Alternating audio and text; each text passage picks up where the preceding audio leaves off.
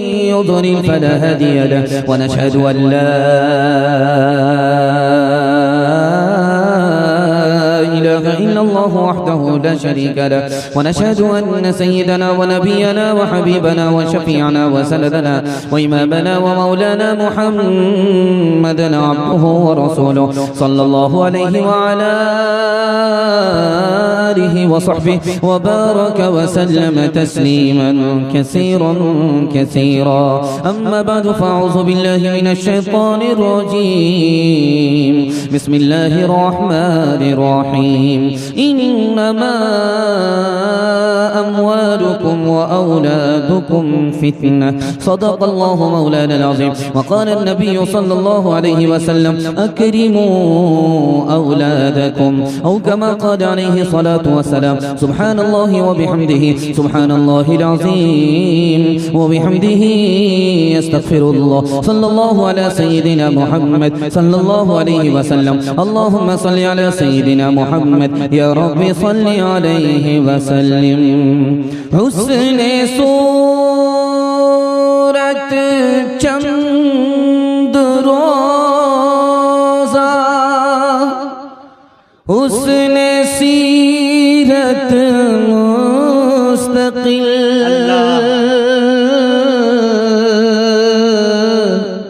اس سے خوش ہوتی ہے آنکھیں اس سے خوش ہوتا ہے دل. اولاد کی امانت گودوں میں ہے ہمارے. اولاد کی امانت گودوں میں ہے ہمارے. پالے انہیں ہنر سے پوسے انہیں جگر سے. اولاد کی امانت اللہ کی اطاعت بہتر نہیں ہے. اسے سکھلائیں ہم سلیقہ اولاد کو فکر سے. سکھلائیں ہم سلیقہ. بڑا خوبصورت جلسہ آدھا سے زیادہ نکل چکا. محبت میں آپ سن رہے ہیں پتہ نہیں چل رہا ہے. اللہ اس محبت کو سلامت رکھے.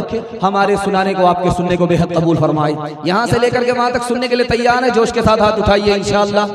اولاد کی محبت میں بہادر نہیں سخی نہیں بزدل اور بخیل بن جائیں گے. ہاتھ اٹھائیے انشاءاللہ. آپ کی بیداری کو ٹٹول رہا تھا کہ آپ یہاں ہیں یا کہیں اور ہیں. دھیان سے سنیے گا. 3 سوال ہے. پیغام میرا شروع ہو رہا ہے. رات کے سناٹے میں چچا نے بھتیجے سے کہا بیٹا کپڑا اتارو سو جاؤ. ہمارے نبی بھتیجا ہے چچا ابو طالب ہیں. اللہ کے رسول نے کیا جواب دیا؟ یہ میرا پہلا سوال ہے. دوسرا سوال ہے کنویں میں بھائی کو بھائی نے ڈالا ہے اور کپڑا اتارا. حضرت یوسف نے کیا فریاد کی ہے؟ یہ میرا دوسرا سوال ہے. تیسرا سوال ہے باپ نے بیٹے سے کہا بیٹا میں نے خواب دیکھا اللہ کے نام پر میں تم کو ذبح کر رہا ہوں. بیٹے نے کہا ابا حضور میری 4 فرمائش ہے. وہ 4 فرمائش کیا ہے؟ یہ میرا آخری سوال ہے. سننے کے لیے مکمل تیار ہیں؟ جوش کے ساتھ ہاتھ اٹھائیے انشاءاللہ. 3 سوال ہیں. پیغام شروع ہو رہا ہے. میرا پہلا سوال تھا رات کے سناٹے میں چچا ابو طالب نے بھتیجے محمد سے صلی اللہ علیہ وسلم سے کہا بیٹا کپڑا اتارو سو جاؤ. اللہ کے رسول کپڑا نہیں اتار رہے. چچا نے کہا کہ چچا کا حکم اور بھتیجا پورا نہ کرے کپڑا نہیں اتار رہے. تو اللہ کے رسول نے کہا چچا جان میں کپڑا اتاروں میرے بدن کو آپ دیکھو مجھے شرم آتی ہے. آپ منہ پھیر لو پھر میں کپڑا اتارتا ہوں. یوسف کو بھائیوں نے کنویں میں ڈالا کپڑا اتارا تو حضرت یوسف نے فریاد کی کہ کپڑا تو دے دو. کنویں میں ڈالنا ہے ڈال دو لیکن کپڑا مجھ سے مت چھینو. یہ کپڑا اگر زندہ میں رہے گا تو سردی اور گرمی میں کام آئے گا. اگر مر جاؤں گا تو کفن میں کام آئے گا. باپ سے بیٹے نے کہا بیٹا میں نے دیکھا ہے خواب میں کہ تمہیں اللہ کے نام پر ذبح کر رہا ہوں. बेटे ने कहा अब्बा हुजूर आप भी सच्चे हो, आपका ख्वाब भी सच्चा है, ख्वाब को सच्चा कर लो, बेटा तैयार है। 4 फरमाइश है, आंख पर पट्टी बांध लेना, मेरे हाथ पांव को बांध देना, चाकू तेज कर देना, और जब मुझे ज़बह करना तो मेरा सर आसमान की तरफ नहीं जमीन की तरफ कर देना, ताकि सजदे की हालत में तेरा बेटा कुर्बान हो जाए। और आखिरी फरमाइश ये है, जब मैं कुर्बान हो जाऊं तो मेरा कपड़ा मेरी माँ के हवाले कर देना, ताकि सब्र हो जाए कि मेरा बेटा राह खुदा में जान दे करके कामयाब हो गया। पेदर बोला के बेटा आज मैंने ख्वाब देखा है, किताबे जिंदगी का एक निराला बाब देखा है। ये देखा है कि मैं खुद आप तुझको ज़ब्ह करता हूँ, खुदा के नाम पर तेरे लहू में हाथ भरता हूँ। कहा फर्जंद ने ए बाप इस्माइल साबिर है, खुदा के हुक्म पर बंदा पैतामील हाजिर है, मगर आँखों में अपनी आप पट्टी बांध लीजिएगा, मेरे हाथों को और पैरों में रस्सी बांध दीजिएगा। मशीयत का मगर दरियाए रहमत जोश में आया, कि इस्माइल का एक रोग कटने नहीं पाया। ये तात और कुर्बानी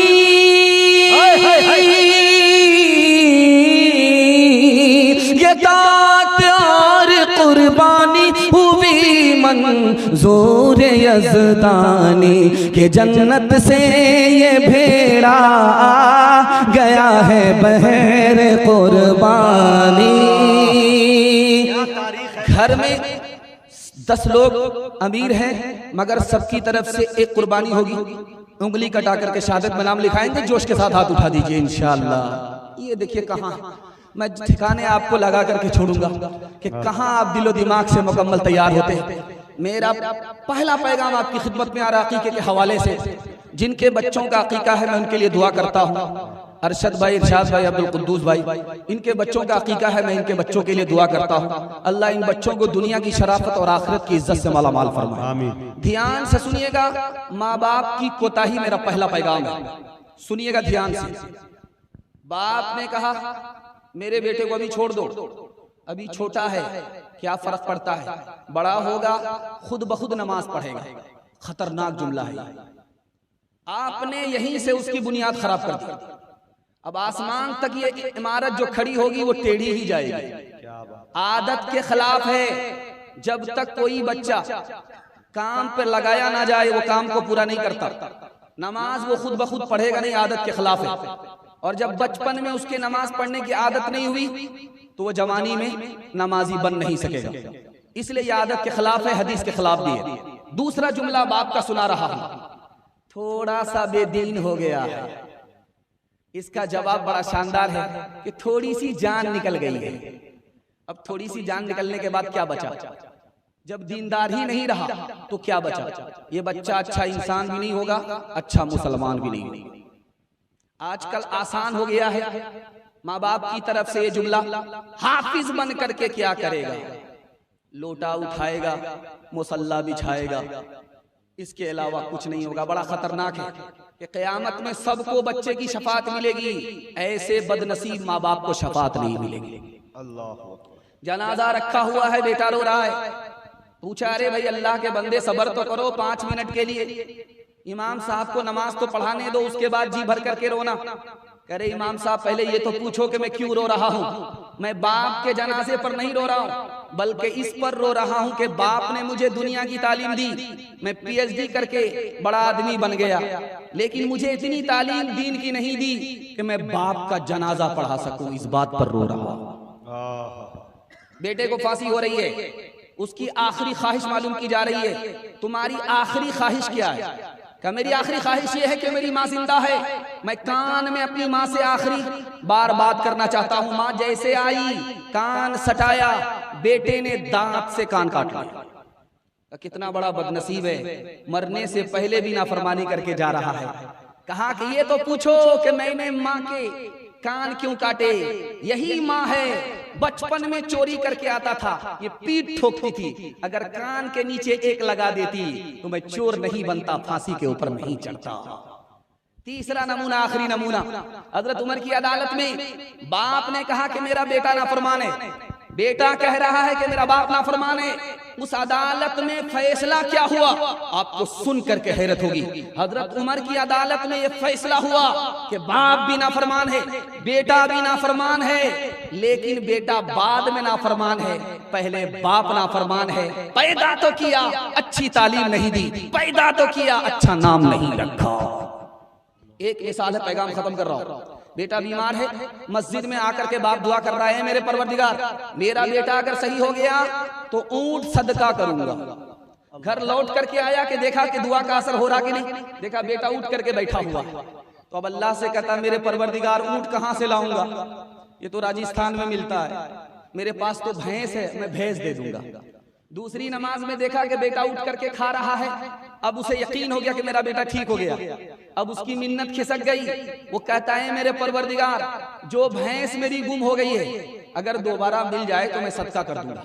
तो बेटा सुन रहा था, बोला अब्बा हुजूर आप फंस जाओगे, सदका के नाम पर जो भैंस चली गई है वो दोबारा मिल जाएगी। आपकी मिन्नत इस तरह सही होगी, आपको नुकसान नहीं होगा।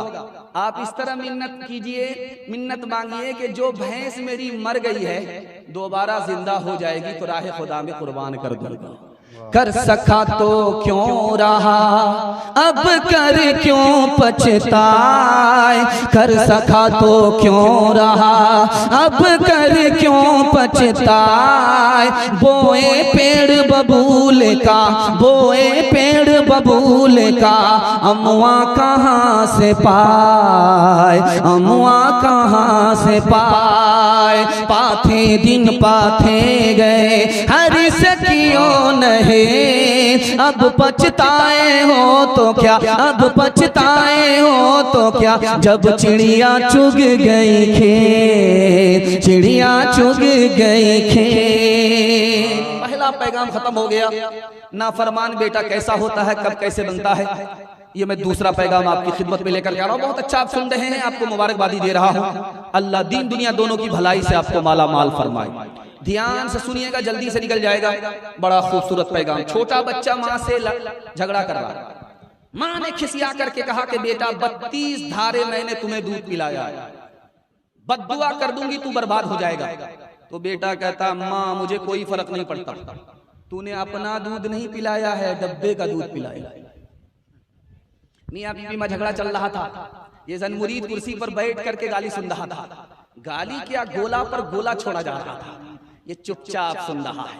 जब सुनते सुनते आजिज आ गया तो खिसिया करके खड़ा हुआ, काश कि तू मेरी बीवी नहीं माँ होती, मेरी माँ तेरी जगह होती, तू बीवी है इसलिए मैं तुझे नजरअंदाज कर रहा हूँ, माफ कर रहा हूँ। बीवी का रिश्ता बड़ा नाजुक रिश्ता है इसलिए मैं तुझे नजरअंदाज कर रहा हूँ, अगर तेरी जगह मेरी माँ होती तो हड्डी पसली एक कर देता। तीसरा नमूना आपकी खिदमत पे लेकर के आ रहा हूँ। एक बूढ़े से जवान कह रहा है तू कुर्ता फाड़ता रहा, मैं तुम्हें कुर्ता सिला करके देता रहूं, तुम पायजामा फाड़ते रहो, मैं तुमको सिला करके देता रहूं। कुछ काम धंधा तो करते नहीं हो, बैठ करके रहते हो, सब काम मुझको करना पड़ता है। पूछने वाले ने पूछा, कह रहे नौजवान ये बूढ़े से जो बात कर रहे हो ये कौन है? कहा कि ये मेरा बाप। क़यामत आ गई, तुम बाप से इस तरह बात कर रहे हो जैसे नौकर से बात की जाती है। बेटा मीटिंग में बैठा हुआ है, फोन आया कि तुम्हारा बाप इंतकाल कर गया। तो कहता मैं जरूरी मीटिंग में हूं, मैं आ नहीं सकूंगा, तुम लोग कफन दफन कर दो, मैं यहां से पैसा भेज दूंगा। आखिरी नमूना सुनाने के लिए जा रहा हूं। बेटा भरी मजलिस में दोस्तों से कहता है काश के उस जगह का मुझे पता चल जाए, जिस दरख्त के नीचे मेरे बाप ने दुआ मांगी, मैं पैदा हुआ, मैं उस दरख्त के नीचे जाता, बाप को बद्दुआ करता कि मेरा बाप मर जाए ताकि जमीन मकान दुकान सबका मैं अचानक में मालिक बन जाऊं। एक मिसाल है तजर्बे की, वो मैं आपको सुनाने के लिए जा रहा हूं। आप देखेंगे कि हमारे बिस्तर से बिच्छू निकलता है, उसने हमें काटा नहीं, फिर भी उसको जूते से मारा जाता है। बिच्छू निकला, उसको बच्चा भी जूते से मारता है, चप्पल से मारता है। किसी आरिफ ने बड़ी नुक्ते की बात, राज की बात कही है, वो मैं आपको सुना रहा हूं। बिच्छू ने काटा नहीं, लेकिन उसको जूते से मारा क्यों गया? तो लिखा है कि बिच्छू जब माँ के पेट में होता है, छोटा होता है, तो उसकी माँ जिंदा होती है, उसको संभाले रखती है। जब वो बड़ा होता है तो अपनी माँ के पेट को चाक करके वो बाहर निकल जाता है। जिसने बचपन में माँ के ऊपर जुल्म ढाया, अब वो जहां कहीं भी इंसान को मिलता है उसकी जूते से खबर ली जाती है।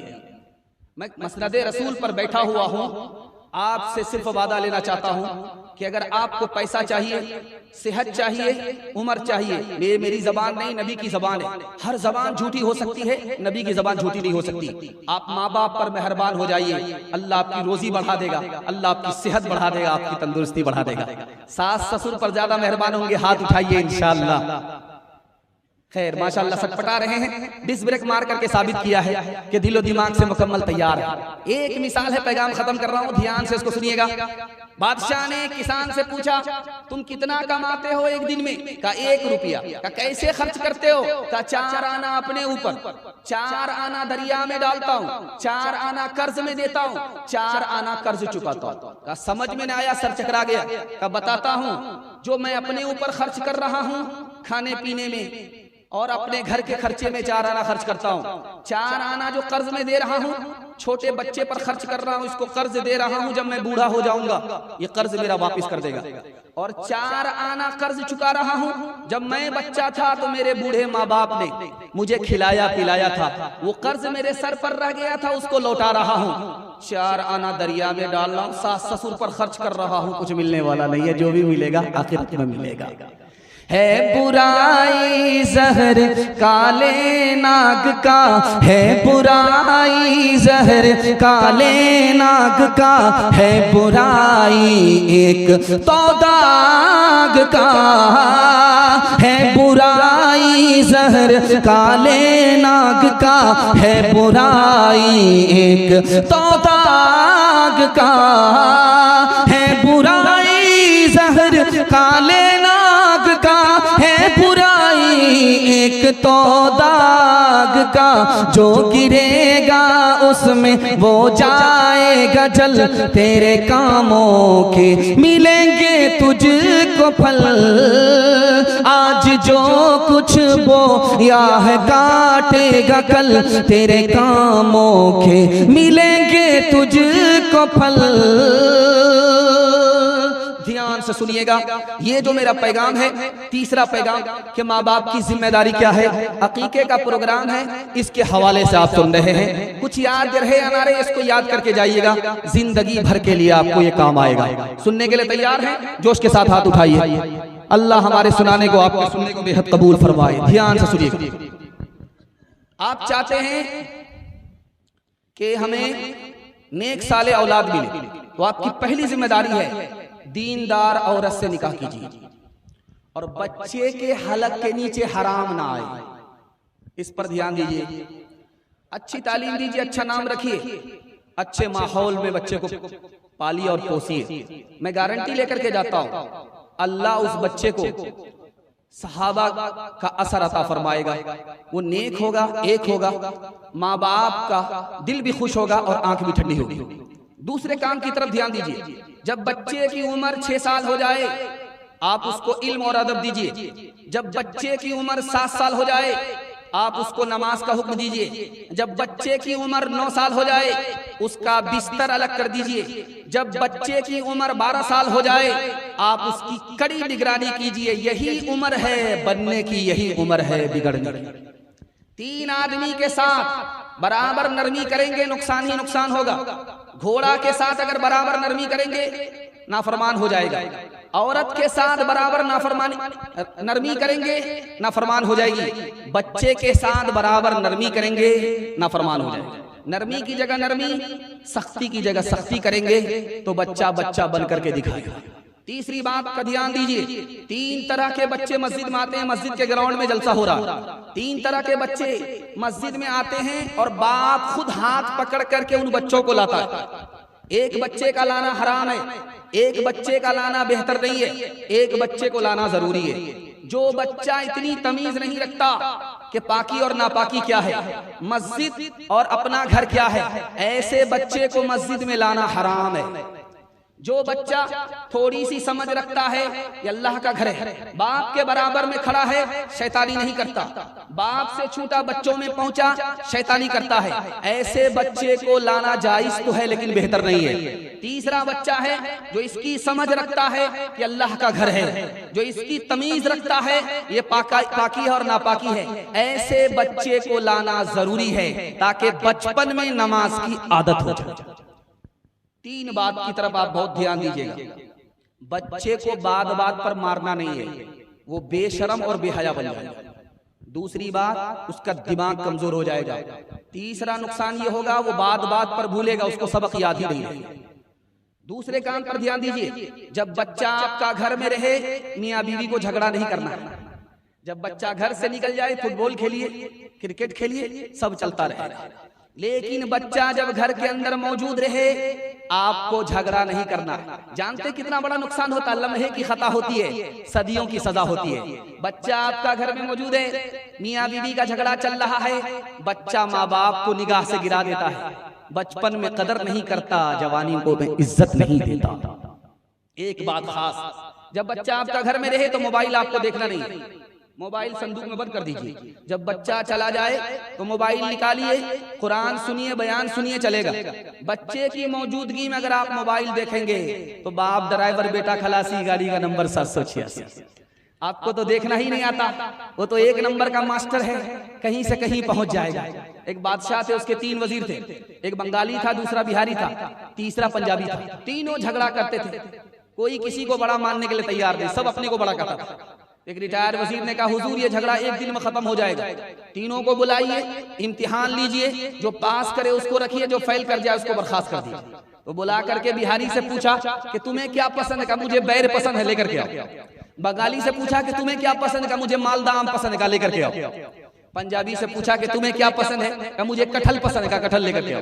तीनों लाइन से लग गए, इम्तिहान हो रहा सबसे पहले बिहारी का। तो बादशाह ने कहा, देखो ये बैर है, इसको चबा नहीं सकते, गुठली फेंक नहीं सकते, निगल करके बैर पास करना होगा। बैर पास, इम्तिहान पास, बैर अटका, यहां से बर्खास्त।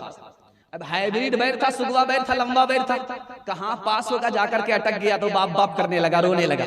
उसके बाद जब उसने खोखी की, दोबारा बैर मुंह में वापिस आ गया तो हंसने लगा। तो बादशाह को हैरत हुई, इसका रोना तो समझ में आता है, अटक जाता है, मौत का खौफ होता है इसलिए रोता है, लेकिन हंसता क्यों है? उसने कहा, ओ नालायक, तेरा रोना तो समझ में आता है लेकिन हंसता क्यों? कहा, हुजूर हंसने की वजह यह है, छोटे से बैर में मेरा ये हाल है, याम कटहल वाले का क्या हाल होगा।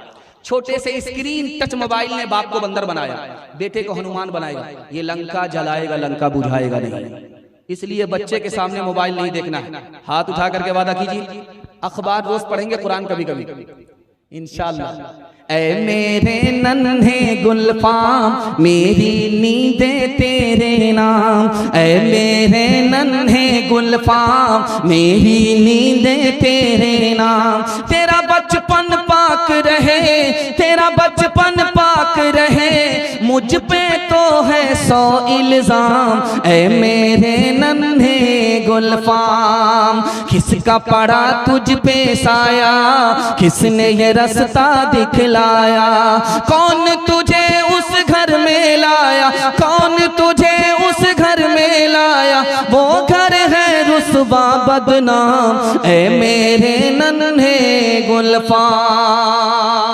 चौथा नमूना बड़ी तेजी के साथ आपकी खिदमत में आ रहा है, ध्यान से सुनिएगा। होनहार बच्चा कौन होता है? आधा जलसा निकल चुका है, मोहब्बत में आप सुन रहे हैं, थोड़ा सा जलसा बाकी रह गया, इंशाल्लाह वो भी मुकम्मल हो जाएगा। बड़े बड़े शुअरा मौजूद हैं, उनको दोबारा आपको सुनना है।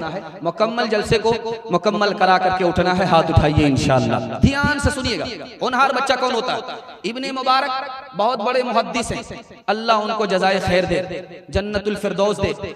उन्होंने एक बच्चे से पूछा कि बेटा क्या पढ़ते हो?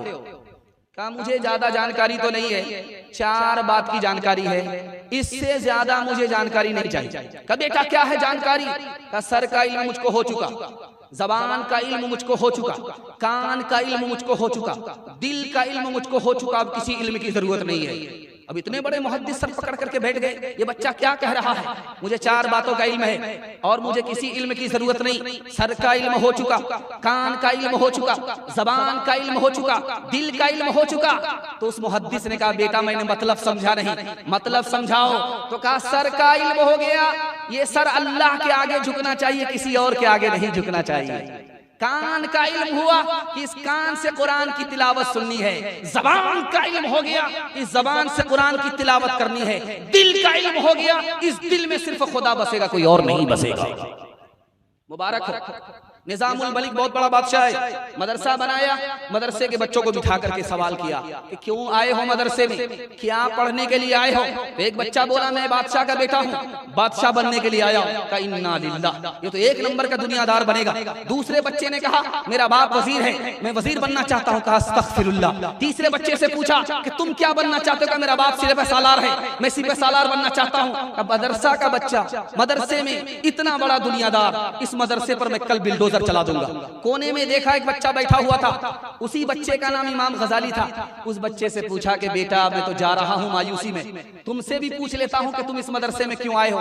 कहा कि हुजूर मैं इस मदरसे में इसलिए आया हूँ, मुझे इस मदरसे में आने से पहले ये मालूम नहीं है खुदा कौन से काम से राजी होता है, खुदा कौन से काम से नाराज होगा। मैं तो इतनी ही जानकारी के लिए आया हूँ। बादशाह ने पेशानी चूम करके कहा मुबारक हो, तू इस मदरसे में बाकी है, मदरसा बाकी है, अगर तू नहीं रहता इस मदरसे पर मैं बिल्डोजर चला देता।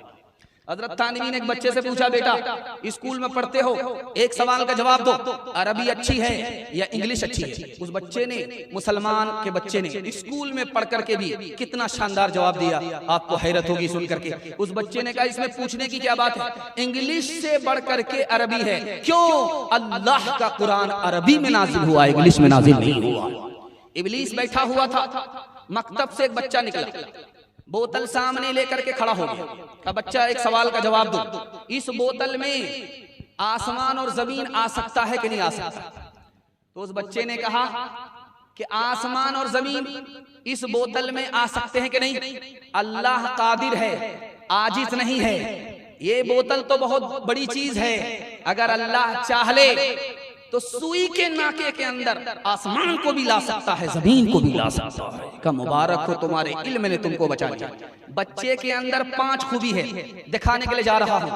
वो अपनी बात कैसे मनवाता है? रो करके मनवाता है। अगर आप उसकी ख्वाहिश पूरी नहीं करेंगे, वो BBC लंदन चालू हो गया, अब वो चुप होने का नाम नहीं लेगा जब तक उसकी जिद पूरी ना हो जाए। अगर इसी तरह रो करके हम अपनी बात खुदा से मनवाले वाले बन जाते हैं तो हमारी हर बात अल्लाह के यहाँ काबिल कबूल हो जाती है। बच्चे की दूसरी खूबी दिखाने के लिए जा रहा हूं। करोड़पति का बेटा क्यों ना हो, वो जमीन पर बैठता है, जमीन पर बैठता है। चाहे कितने बड़े बाप का बेटा हो, वो जमीन पर बैठता है। उसके अंदर आजिजी है। ये आजिजी अगर हमारे अंदर आ जाए तो अल्लाह आसमान की बुलंदी अता फरमाए। बच्चों को आप देखेंगे वो खिलौने से खेलता है, मिट्टी का खिलौना होता है, उससे खेलता, उसको तोड़ देता है।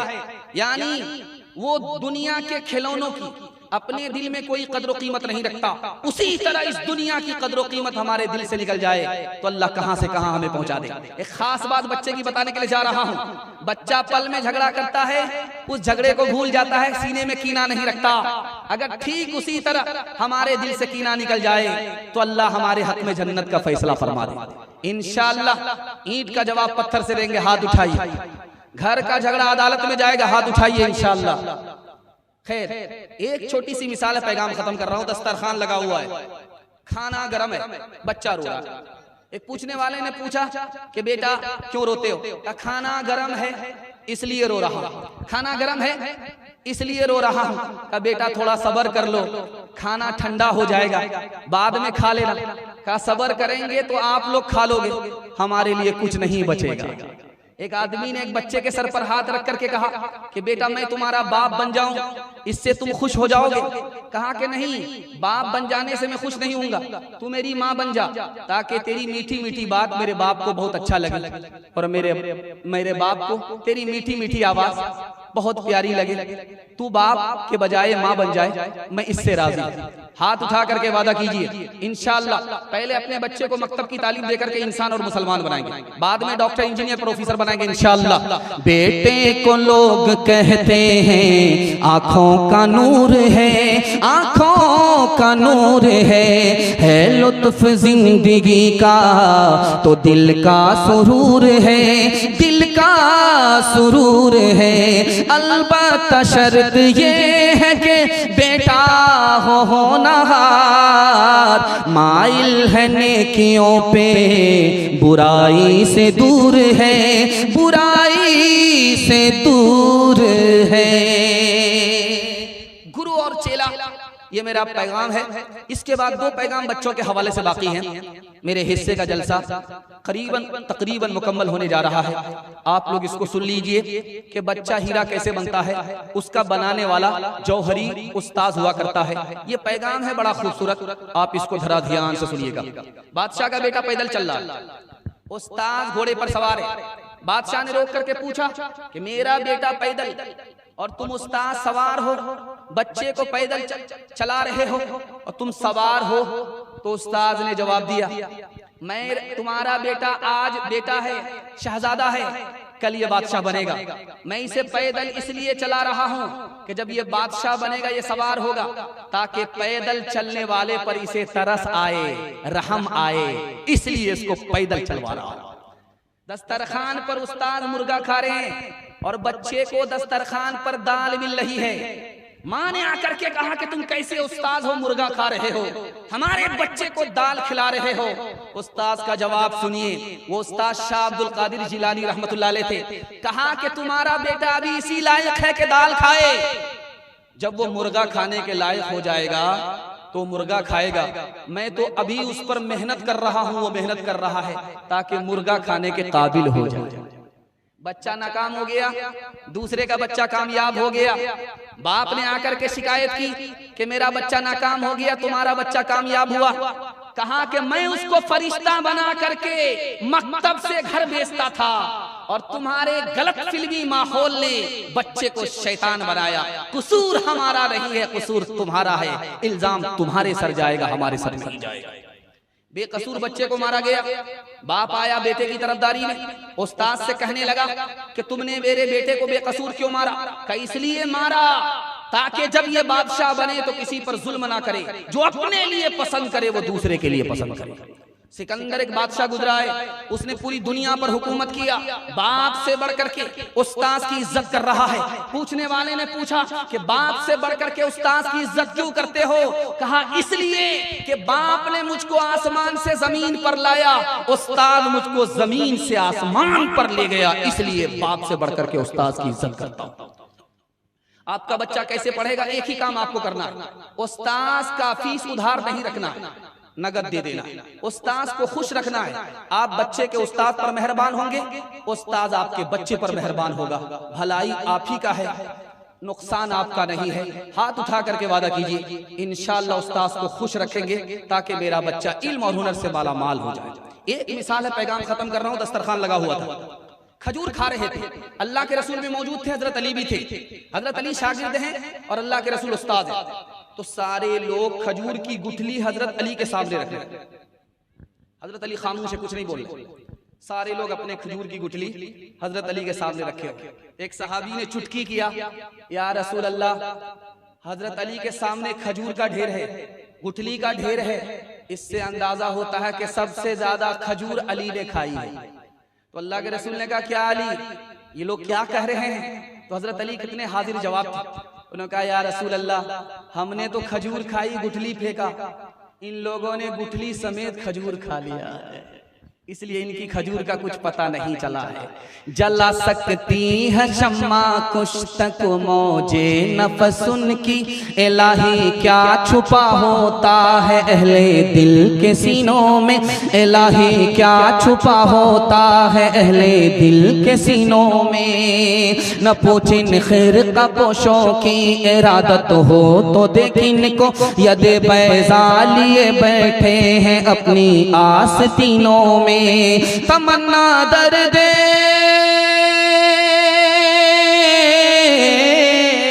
तमन्ना दर्द दिल की है तो खिदमत कर फकीरों की, नहीं मिलता ये गौहर बादशाहों के खजीनों में, नहीं मिलता ये गौहर बादशाहों के खजीनों में। दो पैगाम रह गए।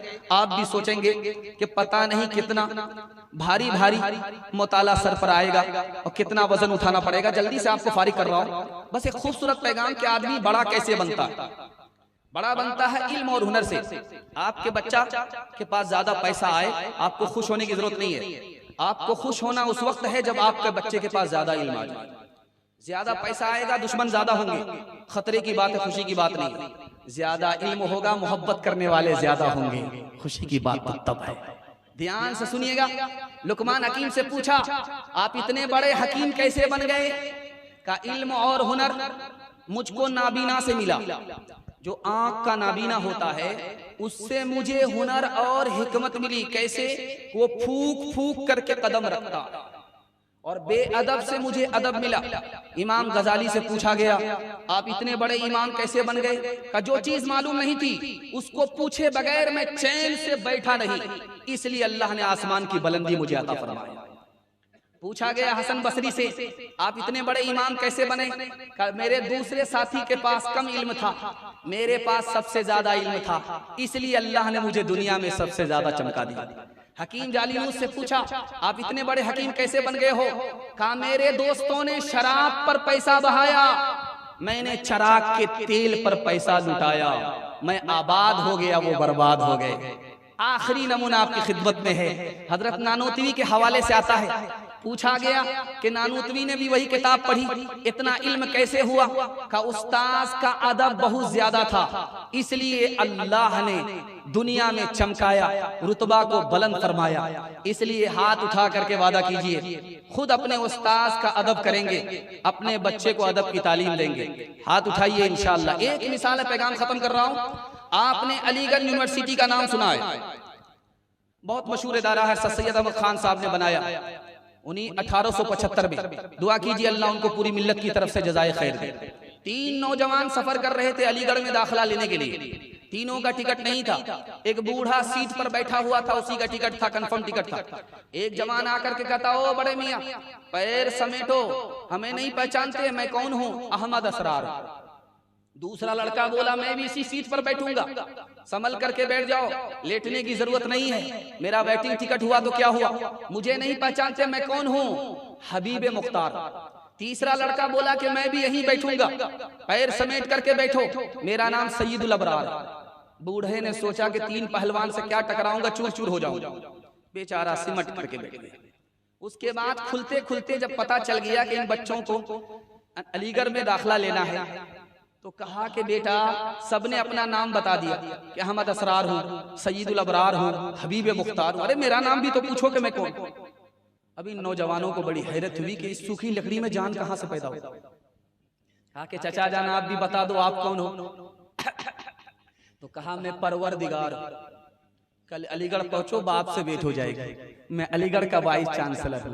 खुदा तुम्हें किसी तूफान से आश ना कर दे,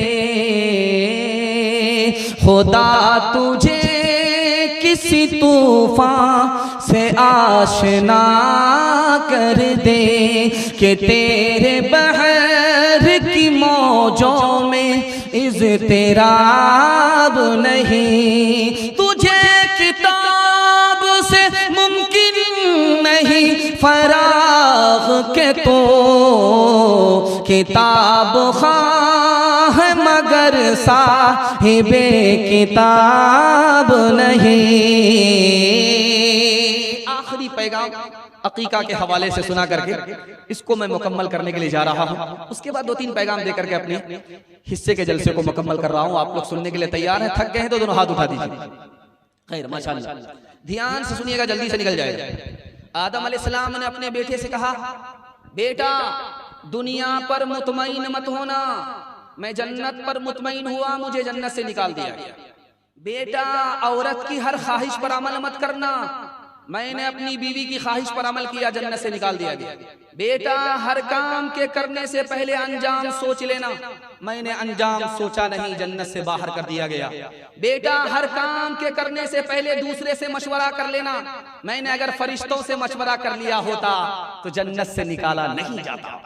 हज़रत दाऊद ने कहा कि बेटा शेर के पीछे आ जाओ, घबराने की जरूरत नहीं है, सांप तुम्हारे पीछे आ जाए, घबराने की जरूरत नहीं है, लेकिन बेटा अगर कोई बेपर्दा अजनबी औरत तुम्हारे पीछे आ जाए, अब खौफ की बात है, खतरे की बात है। अब्बा हुजूर, औरत है, ये इंसान है, खतरे की बात कैसे है, वो तो शेर है, चीर फाड़ देगा। का बेटा वक्त से पहले कोई मार नहीं सकता, अगर वक्त आ गया है तो कोई बचा नहीं सकता, जान जाएगी लेकिन ईमान बचा रहेगा।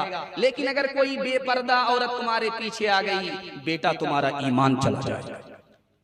सुलेमान अलैहिस्सलाम ने अपने बेटे से कहा, बेटा रात भर मत सोना, रात में किसी पहर जाग करके अल्लाह की इबादत कर लेना। जो रात भर सोता है क़यामत में जब वो खड़ा होगा तो नामे आमाल अमल से खाली होगा। चौथे नमूने को आप बहुत ध्यान से सुनिएगा। जाफर सादिक रहमतुल्लाह अलैह ने कहा, बेटा 5 आदमी से दोस्ती मत करना, दोस्ती करोगे नुकसान ही नुकसान होगा, नुकसान से निकल नहीं पाओगे। दोस्ती करनी है तो 3 आदमी से दोस्ती करो, 5 आदमी से दोस्ती मत करना, नुकसान ही नुकसान होगा। 3 आदमी से दोस्ती करो, नफा ही नफा होगा। अब्बा हुजूर बताइए, पहला आदमी झूठे आदमी से दोस्ती मत करना, वो करीब को दूर, दूर को करीब बताएगा तुम्हारा नुकसान। नाफरमान आदमी से दोस्ती मत करना, वो एक लुकमे में तुमको बेच डालेगा। बेवकूफ आदमी से दोस्ती मत करना, वो तुमको नफा पहुंचाना चाहेगा, तुमको उल्टा नुकसान हो जाएगा। बेटा बखील से, कंजर से, कंजूस से दोस्ती मत करना, तुम हाथ फैलाओगे मुसीबत में वो हाथ खींच लेगा, साथ नहीं देगा। बेटा 5वां आदमी रिश्ता तोड़ने वाले से दोस्ती मत करना, वो तो खुद बर्बाद है, तुमको भी बर्बाद कर देगा। 3 आदमी से दोस्ती करो, नफा ही नफा होगा। डॉक्टर से दोस्ती करो, इलाज मालूम होगा। बूढ़े से दोस्ती करो, तजर्बा मालूम होगा। आलिम से दोस्ती करो, तुम्हें इस्लाम मालूम होगा, इल्म होगा। एक आदमी दौड़ा दौड़ा इमाम अबू हनीफा रहमतुल्लाह अलैह के पास आया, कहा हुजूर गजब हो गया। क्या गजब हो गया? कहा 2 भाई एक तरफ से निकाह, 2 बहन का एक तरफ से निकाह, लेकिन इसकी बीवी उसके यहाँ रुखसत हो गई, उसकी बीवी इसके यहाँ रुखसत हो गई, अब क्या हो? का दोनों लड़के को मेरे पास बुलाओ, मसला हल कर देता हूँ, चुटकी में मसला हल कर देता हूँ। दोनों लड़के को बुलाया, का जिस लड़की के साथ तुमने रात गुजारी है वो तुम्हारी बीवी नहीं थी, वो तुमको पसंद है? कहाँ पसंद? दूसरे लड़के से पूछा कि जिस लड़की के साथ तुमने रात गुजारी बीवी समझ करके, वो तुम्हारी बीवी नहीं थी, वो तुमको पसंद है? कहाँ पसंद है? का मसला हल हो गया। अपनी अपनी बीवी जिसके साथ तुमने निकाह पढ़ा है तलाक दे दो, और जिसके साथ रात गुजारी है उससे निकाह कर लो, मसला हल हो गया। एक बूढ़ा आया डॉक्टर के पास, कहने लगा कि मेरे पेट में दर्द है, क्या ये बुढ़ापे की वजह से? का सर में दर्द है, का बुढ़ापे की वजह से? नींद नहीं आती है, बुढ़ापे की वजह से। जोर से एक तमाचा खींच करके मारा, कोई दवाई है नहीं, सिर्फ बुढ़ापा है। का मैं इसका भी बुरा नहीं मानूंगा, ये भी आपके बुढ़ापे की वजह से। तजर्बा, एक बच्चा मायूस होकर के जा रहा है, एक बूढ़े ने उसको रोका, क्या क्यों मायूस हो? कहा कि अमीर के यहाँ गया था रिश्ता मांगने के लिए, उसने मना कर दिया और शर्त लगा दी कि मेरी नहर को दूध से भर लोगे तभी रिश्ता मिलेगा। अब मैं इतनी बड़ी नहर को दूध से कैसे भर सकता हूँ, इसलिए रिश्ते से मायूस होकर के जा रहा। कहा बेटा मसला हल है, 2 मिनट में तुम जाकर के बोलो कि ठीक है तुम्हारी नहर को मैं दूध से भरने के लिए तैयार हूँ, आज भर दूंगा, तुम अपना पानी खाली करो, मैं नहर को दूध से भरता हूँ। उसकी नानी मर जाएगी, खाली नहीं कर पाएगा। दुनिया के रंज सहना और मुंह से कुछ न कहना, सच्चाइयों के बल पे आगे को बढ़ते रहना, रख दोगे एक दिन तुम, रख दोगे एक दिन तुम संसार को बदल के। बच्चों दिखाओ चल के, अपने हो या पराए, सबके लिए हो न्याय। देखो कदम तुम्हारा हरगिज न डगमगाए। रस्ते बड़े कठिन हैं, रस्ते बड़े कठिन हैं, चलना संभल संभल के। बच्चों दिखाओ चल के। बस आखिरी पैगाम सुना रहा हूं, सुनने के लिए आप लोग तैयार हैं? दोनों हाथ उठाइए इंशाअल्लाह। बेटी से काम ज्यादा लेंगे, तालीम कम देंगे। हाथ उठाइए, बिल्कुल सही जा रहा है। खैर 4-5 आदमी तो फिर भी फिसल ही जा रहा है। खैर आपकी गलती नहीं है, मेरे अंदाज की गलती। अगर आप मेरी जगह होते, मुझसे सवाल होता, मैं भी फंस जाता। चलिए चलने दीजिए, ध्यान से इसको सुनिएगा। बड़ा खूबसूरत पैगाम आपकी खिदमत में आ रहा, ध्यान से सुनिएगा। कुंवारी लड़की है, शादी नहीं हुई है, नमाज पढ़ती है, एक नमाज का सवाब 10 नमाज, इससे ज्यादा नहीं मिलेगा। लेकिन लड़की की शादी जैसे हुई, वही लड़की अब नमाज पढ़ रही है उसी मुसल्ले में, एक नमाज का सवाब 21 नमाज के बराबर मिला करता। शादी के बाद हमल हो गया, पेट में बच्चे की आमद हुई, क्या इनकलाब आता है अल्लाह की तरफ से। उस लड़की के पिछले तमाम गुनाह अल्लाह माफ कर देता है। अब वो बच्चा पेट में बड़ा हो रहा है, माँ को बैठा नहीं जाता। अब वो बच्चा पेट में बड़ा हो रहा है, माँ को लेटा नहीं जाता। जब वो बैठती है तो आह निकलती है, जब वो लेटती है तो ओह निकलती है। अल्लाह की तरफ से इनकलाब देखिए, उस आह के ऊपर, उस ओह के ऊपर अल्लाह तस्बीह का सवाब अता फरमाता है। ठीक जब 9 महीने पूरे हो गए, अब दर्द शुरू हो रहा है। 400 तलवार अगर किसी के ऊपर पड़े तो उतनी तकलीफ नहीं होती, इससे बढ़कर के माँ को तकलीफ होती है जब वो अपने बच्चे को जन्म देती है, मौत के मुंह में चली जाती है। और जानते हैं, वो मौत के मुंह से अगर वापिस आ गई तो अल्लाह जन्नत को उसके कदमों में डाल देता है। अगर वो मौत के मुंह में चली गई तो गर्दन कटाने वाले के बराबर शहादत का रुतबा अल्लाह अता फरमाता है। एक बात खास सुनिए, जो मेरा मौजू है, जो मैं सुनाने के लिए जा रहा हूँ। माँ की गोद में अभी छोटा बच्चा है, 1 साल का है या 2 साल का है, तोतली जबान बोलता है। माँ उससे कहती है अल्लाह बोलो, वो अल्लाह बोल रहा है। रसूलुल्लाह बोलो, वो रसूलुल्लाह बोल रहा है। ला इलाहा इल्लल्लाह बोलो, वो ला इलाहा इल्लल्लाह बोल रहा है। मोहम्मद रसूलुल्लाह बोलो, वो बोल रहा है। हर सांस के बदले माँ को सदके का सवाब मिलता है। बच्चा बड़ा हुआ, समझदार हुआ, माँ ने उसको मकतब का रास्ता दिखाया। बच्चे ने 3 साल में कुरान मुकम्मल कर लिया। सूरज से बढ़कर के उस माँ को अल्लाह ताज अता फरमाएगा।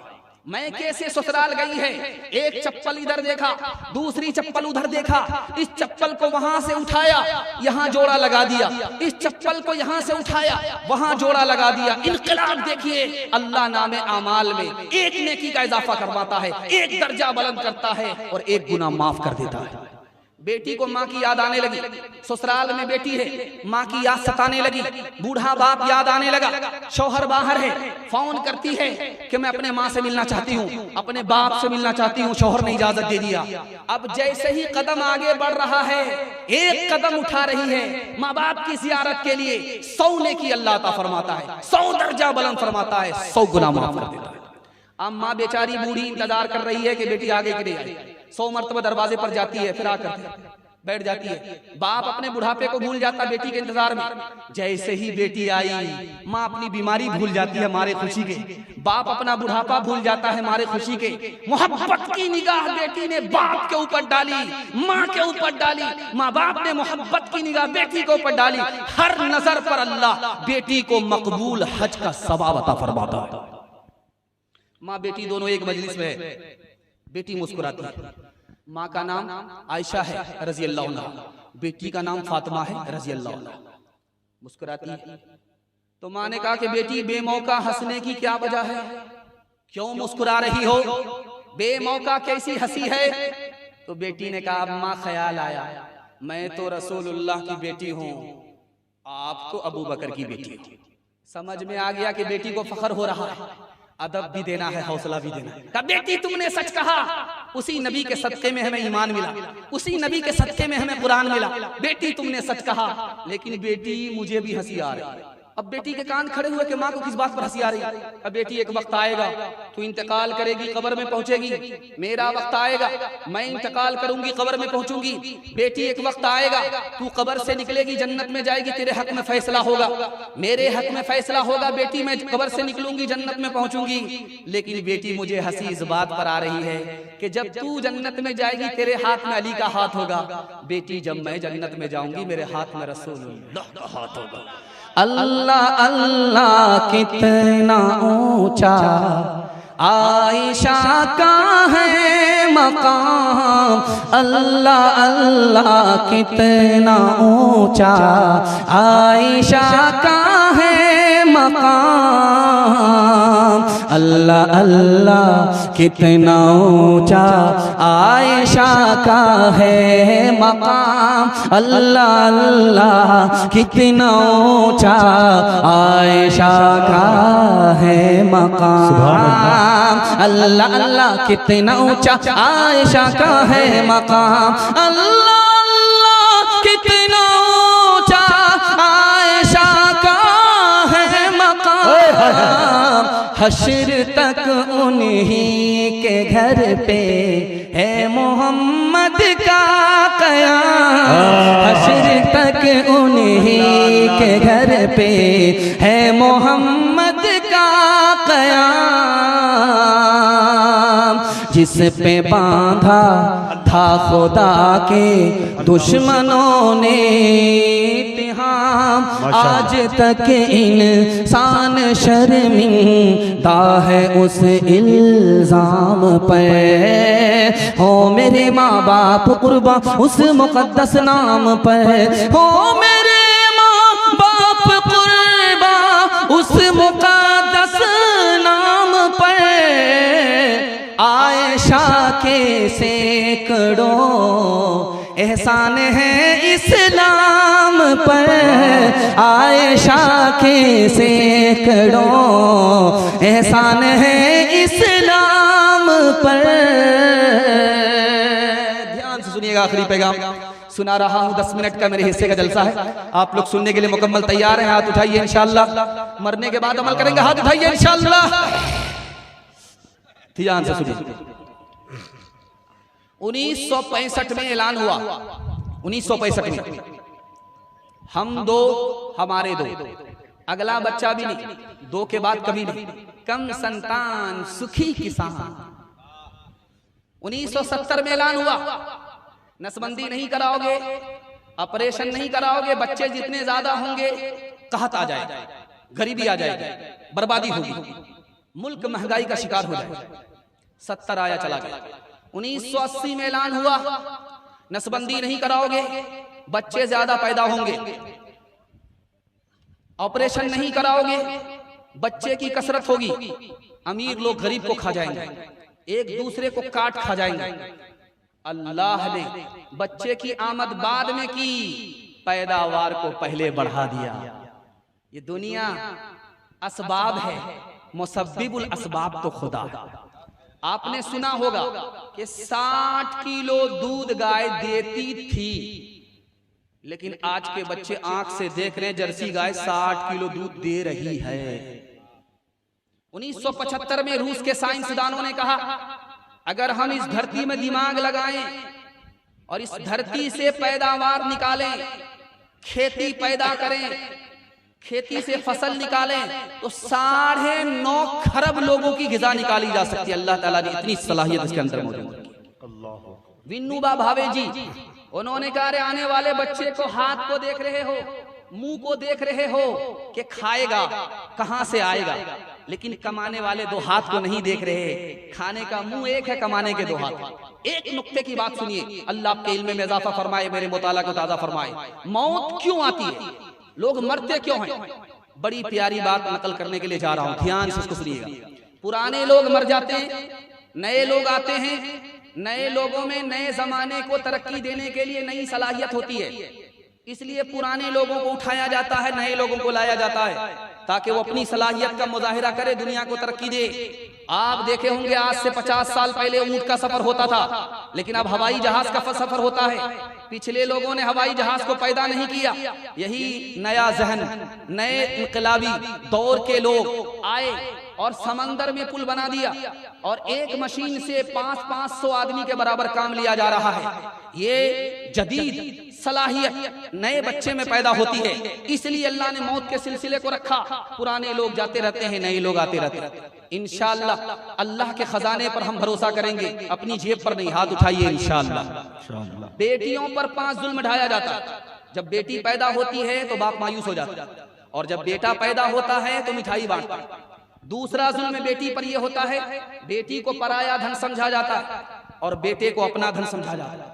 तीसरा जुल्म बेटी पर यह होता, जितना बेटे को तालीम दिलाई जाती है उतनी बेटी को तालीम नहीं दिलाई जाती है। बेटी पर जुल्म है, बराबर तालीम देना चाहिए। जितनी तालीम बेटे को उतनी तालीम बेटी को। बेटी पर चौथा जुल्म यह होता है कि बाप हज में जाने वाला है, बेटा को माला माल कर देता है, बेटी को कंगाल कर देता है। ये चौथा जुल्म है। और 5वां जुल्म समाज ये करता है, जब तक बेटी वाले से मुतालबा पूरा नहीं ले लेता तब तक निकाह नहीं करता है। बेटी पर 5 जुल्म ढा रहा है। जुल्म ढाने वाले के लिए दुनिया में इज्जत नहीं है। आज आप 1 गुना लेंगे, कल आपको 10 गुना देना पड़ेगा, खून के आंसू रोना पड़ेगा।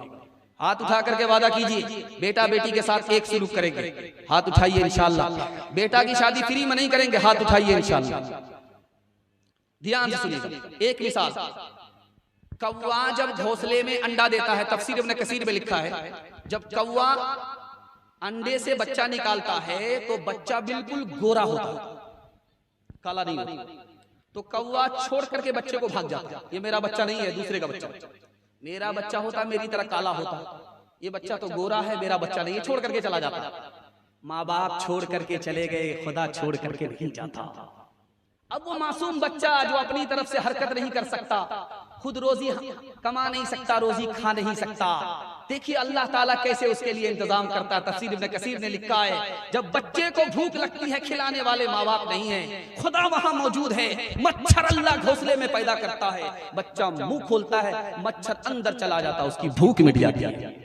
जब बच्चे को प्यास लगती है तो अल्लाह आसमान से रात में शबनम टपकाता है, पत्ते में अटका देता है, बच्चा मुंह खोलता है और वो शबनम का कतरा हलक के नीचे उतर जाता है। माँ बाप ने खिलाया नहीं, खुदा ने खिलाया, बच्चे की प्यास बुझ जाती है। जो खुदा कव्वे के बच्चे को भूखा नहीं रखता, वो हमारे बच्चे को कभी भूखा नहीं रखेगा। एक मिसाल है, पैगाम खत्म कर रहा हूं। दामाद बहुत होशियार बिरादरी है। आप देखेंगे कि दामाद के ऊपर कुत्ता बहुत ज्यादा छूटता है। मतलब साफ है, हर आदमी अपनी बिरादरी को पहचानता है। साफ बात है, जरा ध्यान से सुनिएगा। दामाद इतना चालाक होता है कि जब उसके घर में अच्छा खाना नहीं होता, सीधे वो ससुराल की तरफ रवाना हो जाता है कि मुर्गा मिलेगा। सास भी बड़ी होशियार, सोचा कि एक दिन खिलाएंगे, बार बार आएगा। परकल गिदरा ककड़ी खेत, कहा इसका सबक सिखाएंगे, कभी नहीं आएगा। आया, दस्तरखान बिछा दिया, सास ने खिचड़ी रख दिया पका के। दामाद ने जब देखा तो तलवे का खून दिमाग पर आ गया। कहा ये मेहमान खाना है कि जेल खाना है, ये खिचड़ी दे दिया। सास बड़ी चालाक थी, उसने कहा कि बेटा खिचड़ी को बुरा भला मत कहो, खिचड़ी बहुत अच्छी ग़िज़ा है, अमीर भी खा लेते, गरीब भी खा लेते, किसी का पेट खराब नहीं होता। समझ में आ गया कि बुढ़िया को मुर्गा बचाने की प्लानिंग। तो कहा कि अम्मा ये रूखी सूखी खिचड़ी कैसे खाई जाएगी, घी तो दे दो लाख। बुढ़िया एक नंबर की कंजर थी, कंजूस, कोठी में छुपा करके घी को रखा था। अब बड़ी मुश्किल से निकाला, खिसिया करके जो खोला तो ढक्कन तेज खुल गया, सारा घी गिर गया। बड़ा अफसोस हुआ कि दामाद सारा घी खा जाएगा। तो दिमाग लगाया, बेटा अकेले खाओगे, खाने में बरकत नहीं होगी, उसको शामिल कर लो, बरकत ही बरकत होगी।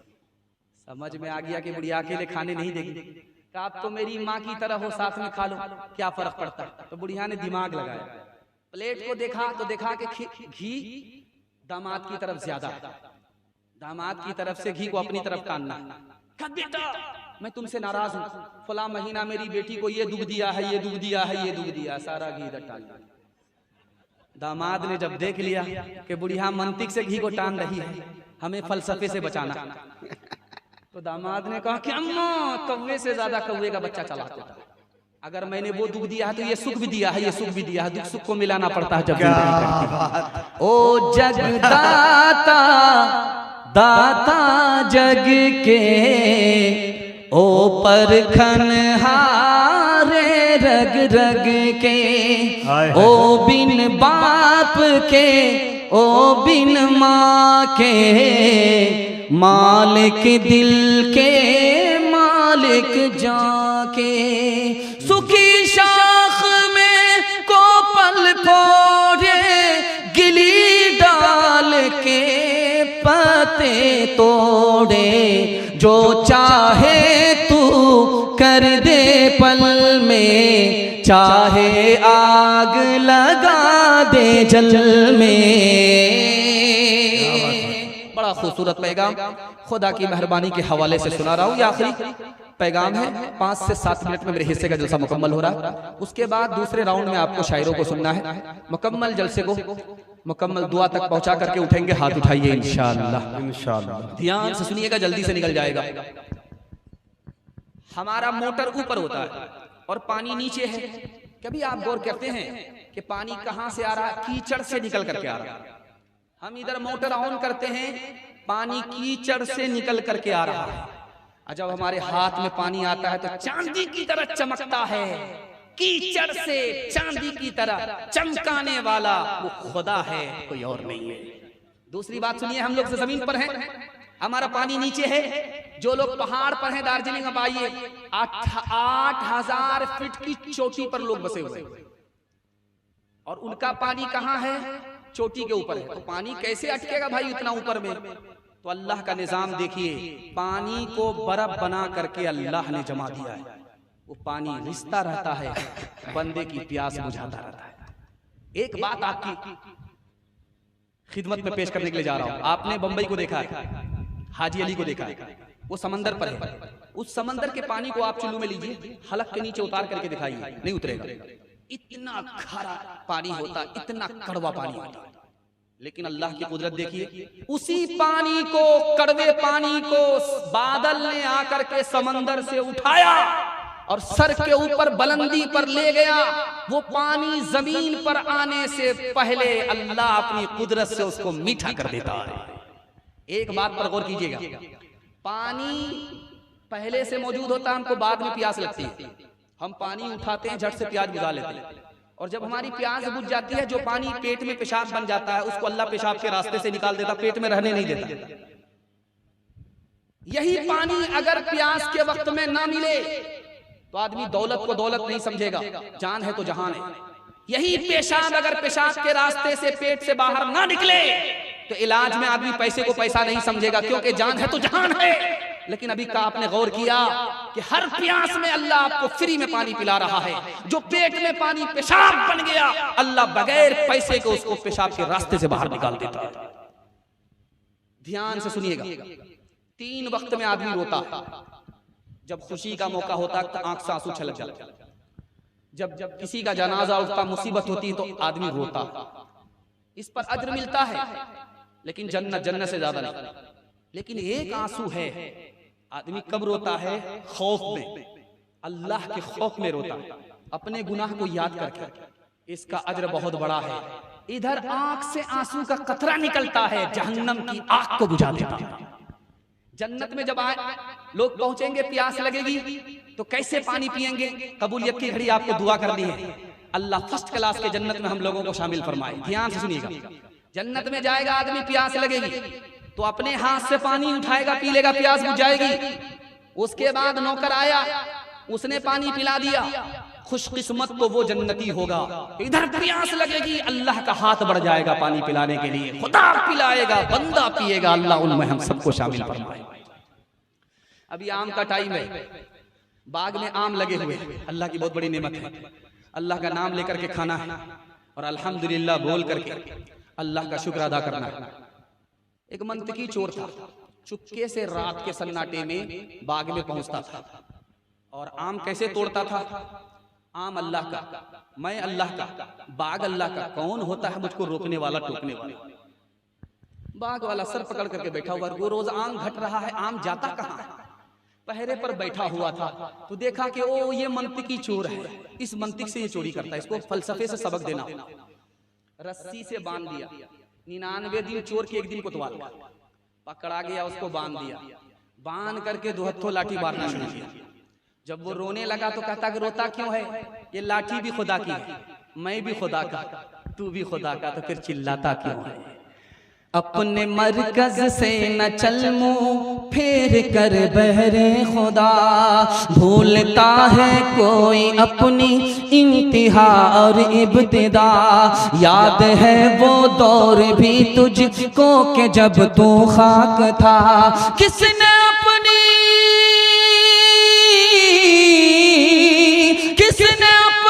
सांस से तुझको मुनव्वर कर दिया। कब तक आखिर अपने रब की नेमतें झुठलाएगा, कब तक आखिर अपने रब की नेमतें झुठलाएगा। फूल में खुशबू भरी जंगल की बोटी में दवा, बहर से मोती निकाले साफ रोशन खुशनुमा। आग से शोला निकाला अबुर से आबे सफा, किससे हो सकता है उसकी बख्शिशों का हक अदा। कब तक आखिर अपने रब की नेमतें झुठलाएगा। बस नबी का भी तस्करा हो जाए, आखिरी पैगाम सुनने के लिए आप लोग तैयार हैं? 3 मिनट का, हाथ उठा दीजिए इंशाअल्लाह। बुढ़ापे में दाढ़ी रखेंगे, हाथ उठाइए इंशाअल्लाह। शादी के बाद दाढ़ी रखेंगे, हाथ उठाइए इंशाअल्लाह। ये देखिए इंशाअल्लाह इंशाअल्लाह, और मैं जनाजा ही पढ़ूंगा। नाज़िम साहब ने कह भी दिया, ध्यान से सुनिएगा। बाप आए बेटी के यहाँ, बिस्तर बिछा हुआ था, बेटी ने उसे समेट लिया। बाप ने पूछा, बेटी मैं इस बिस्तर के लायक नहीं हूं या ये बिस्तर मेरे लायक है? तो बेटी ने झट से कहा कि ये नबी का बिस्तर है, आप नबी के दुश्मन हो, आप इस बिस्तर के लायक नहीं। दरवाजे पर दस्तक हुई, बाप खड़ा है, दरवाजे को खोला तो देखा एक काला आदमी खड़ा है। आप देखेंगे कि जिसका बच्चा काला होता है उसकी माँ उसको 72 मरतबा साबुन लगाती है, किसी तरह ये कालिया गोरा हो जाए, लेकिन वो साबुन तो काला हो जाता है, वो कालिया गोरा नहीं होता।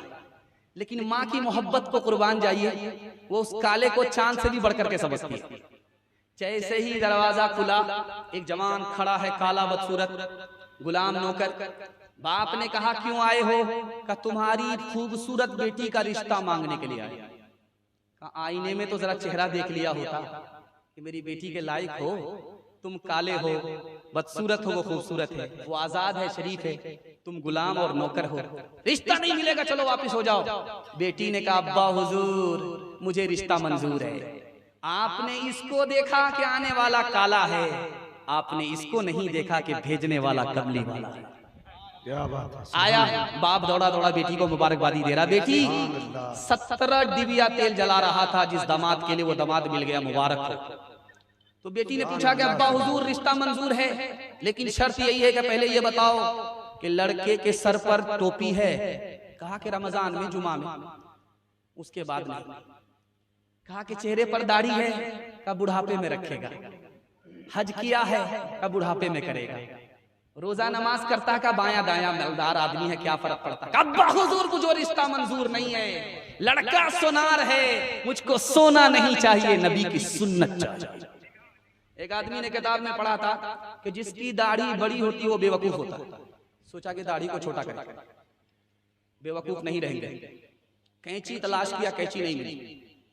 चराग जल रहा था, सोचा मुट्ठी भर दाढ़ी रहने देते हैं, जो बाहर है उसको बाहर कर देते हैं, पवेलियन पहुंचा देते हैं। चराग से जैसे ही हाथ सटाया, बाहर की दाढ़ी जैसे जली, आग से उंगली सट गई, हाथ छूट गया। बाहर की दाढ़ी को बाहर करने के चक्कर में अंदर की दाढ़ी भी चली। हर एक काम तेरा बड़े से जुदा है, वो पाबंद कुरआन तुझर पे फिदा है। हनु दो नसारा का क्यों थूक चाटा, कि मोचे तो लंबी है दाढ़ी को काटा।